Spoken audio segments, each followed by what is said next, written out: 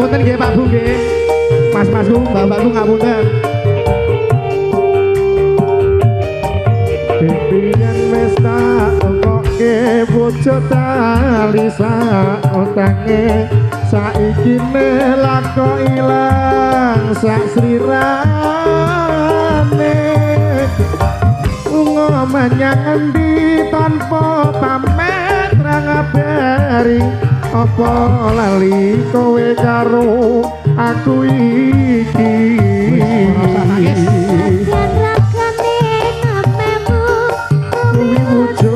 katresnanku lakoni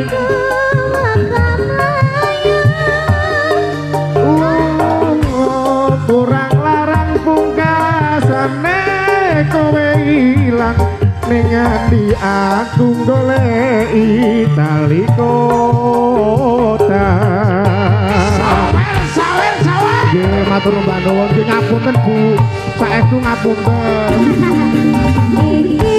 ngapunten lho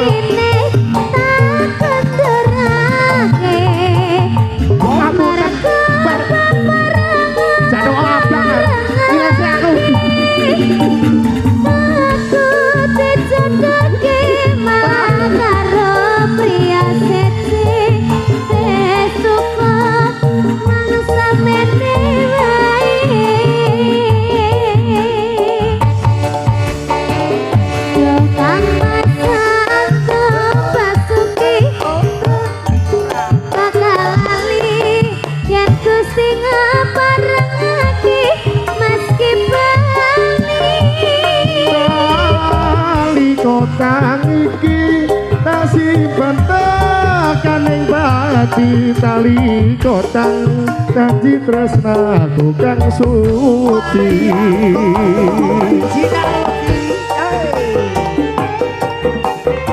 Meke jaipok Mas jaipok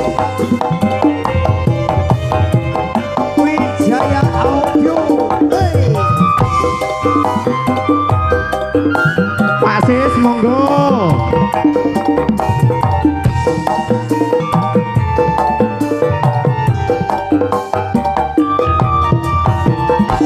Dipiyen wis tak tukoke bocah tali sak otange saiki lako ilang sak slirane lunga menyang endi tanpa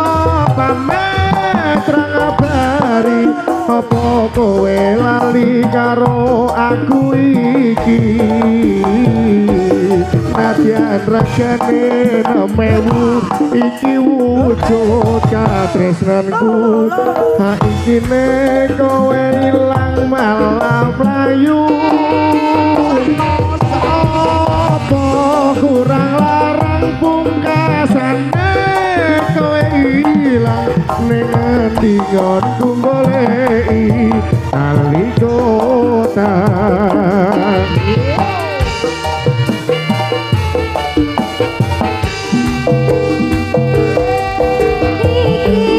Mas Malite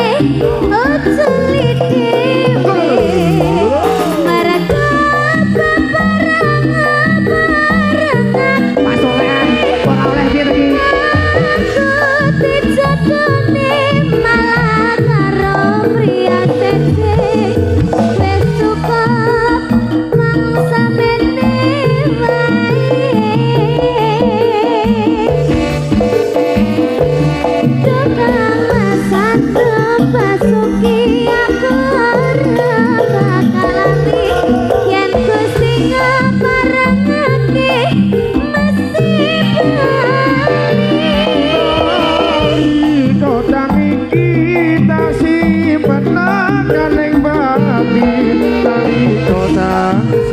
tresnaku kang suci